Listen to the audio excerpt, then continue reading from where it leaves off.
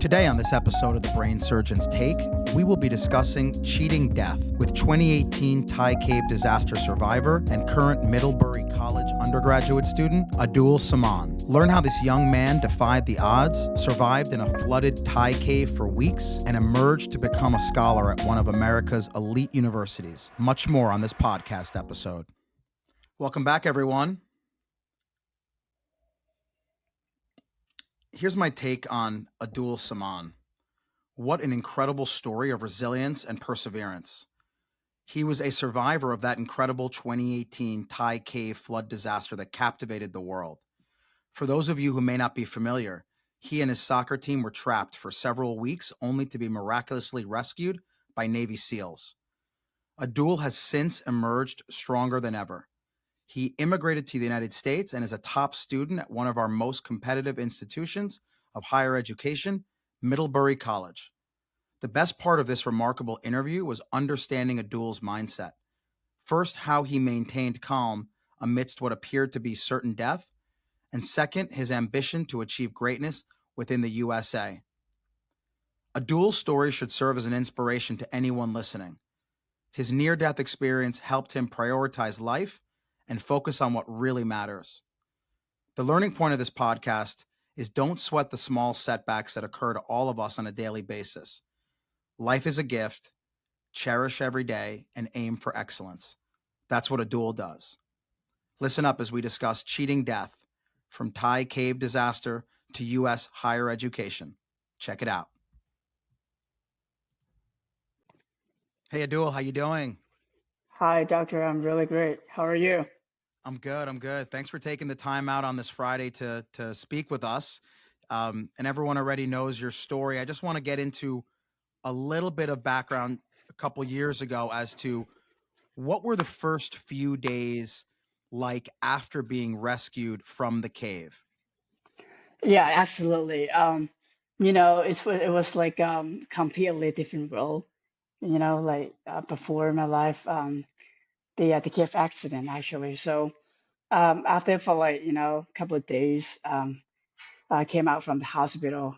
I just from nowhere I just become like not just me, like all of us, we just become like world, um uh people just like really people know about like all our story and everything about us, and we just became well known, all around the world, especially in Thailand, of course. Yeah. And talk about your recovery, right? So you just said you came out of the hospital and all of a sudden everyone in the world knows who you are because of what you've been through. How long did it take you to recover physically and emotionally after being in that cave for several weeks with no food and Yeah, of course.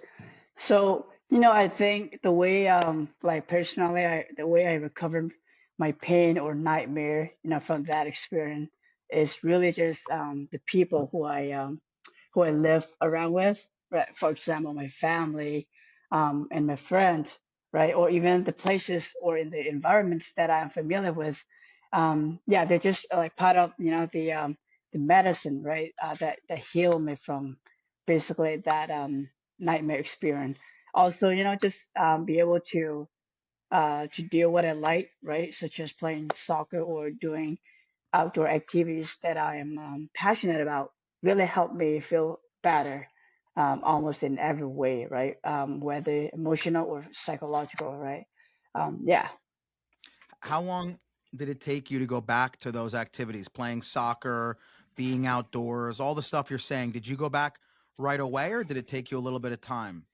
Uh, you know, um, Here's the thing. A lot of people, right, including like, doctors and psychologists, they really concerned, about our health and mental health and things like that. But actually, um, I can say that, we were not affected by like this experience at all, like not at all. Like for me, I didn't feel like, oh, I had like mental issue, because of that experience, or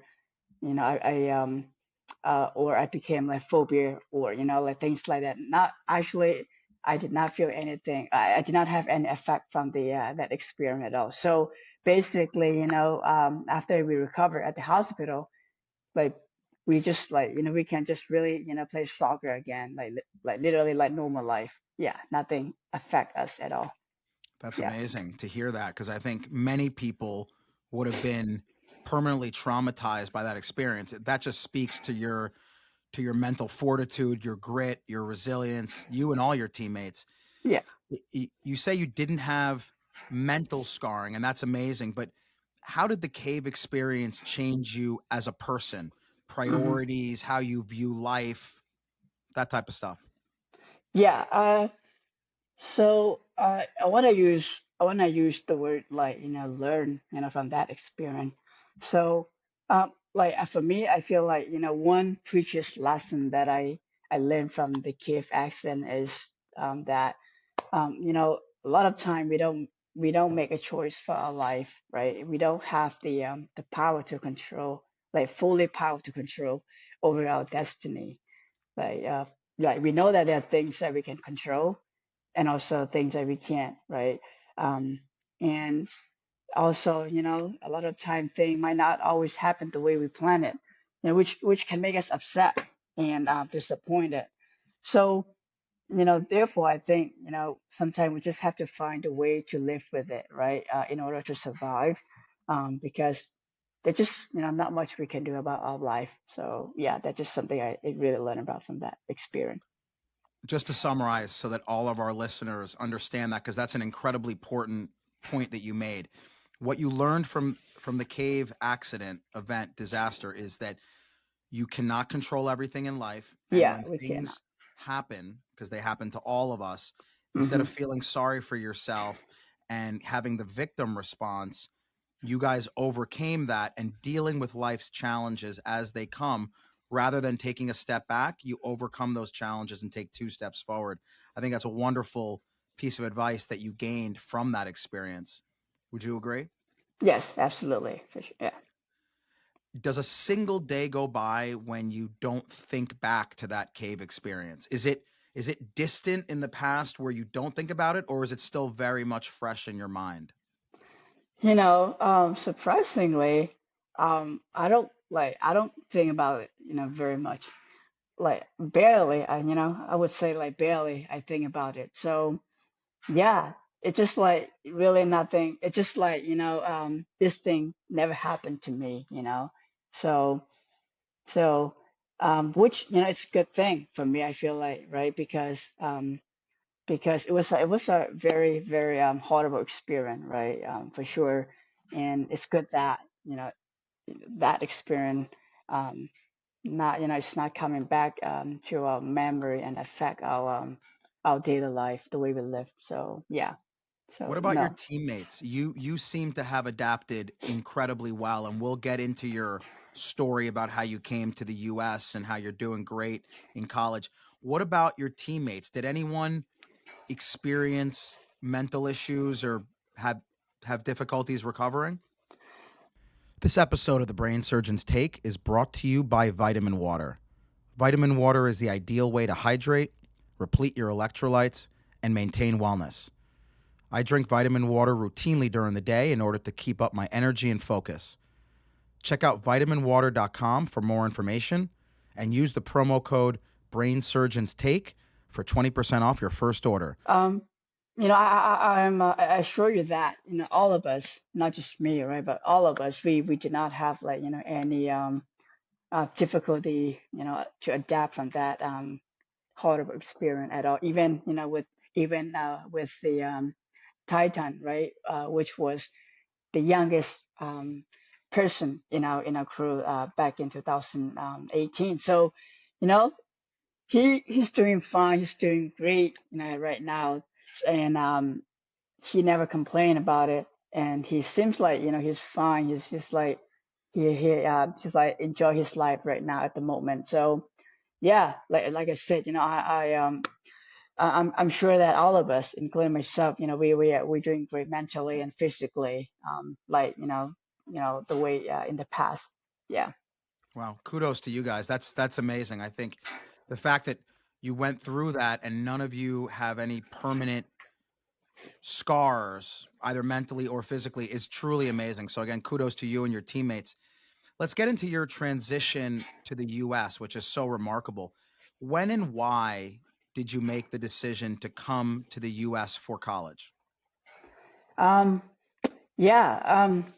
So lots of things have happened to me since the cave incident in 2018, and all of them, and all of them, all the things that happened to me are, only the good ones, the good sides. So um, when did I, come to the U.S. is actually in 2000, in late 2020.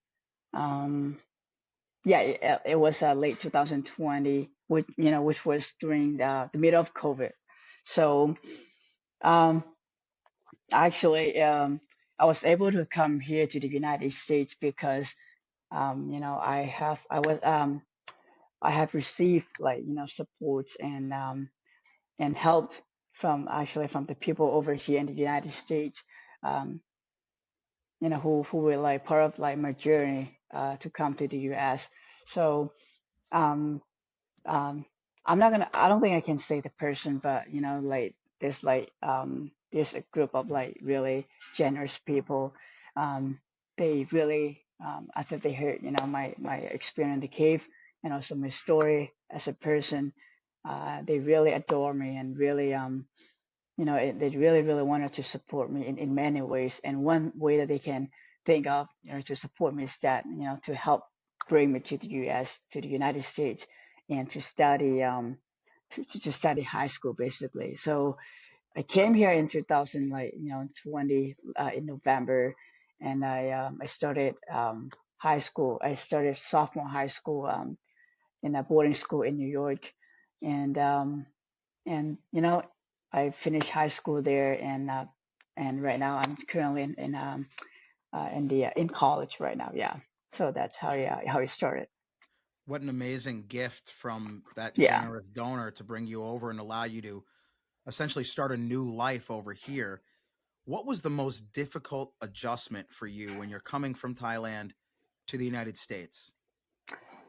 Uh, absolutely, absolutely, uh, absolutely about the English, of course. I'm sorry with the light. I don't know what happened. It's okay. Can you see me really clearly, Yeah. or I don't know? I can see you. If that light goes back on, it'd be better, but I can still see you. Yeah, I might have to turn it on, or I don't know. Do you want me Oh, you're to good. I get can up? still see you. I can Okay, still see you. And the audio is great, so you can continue. okay. Sorry about that. So yeah, my first challenging was for sure environment, my social life here, and secondly, it was my English. But yeah, for sure. So because when I was in Thailand, I wasn't be able to attend like international school, right, where where those school teach English really like efficiently, in more like professional way. So yeah, I was just like going like public school in Thailand.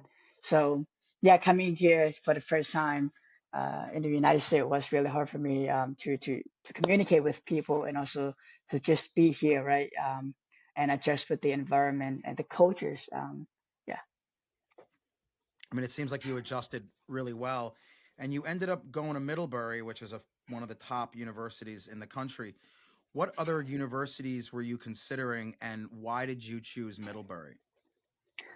Um, you know, there were many colleges. This I was thinking about um, sending my application to, and I don't think I wanted to include that here. Um, so, but the reason, not the reason, but like many reasons that I decided to end up coming here, applying here, is because um, you know um, like 2020 or 21 something. Yeah, like some I think yeah somewhere in that year I was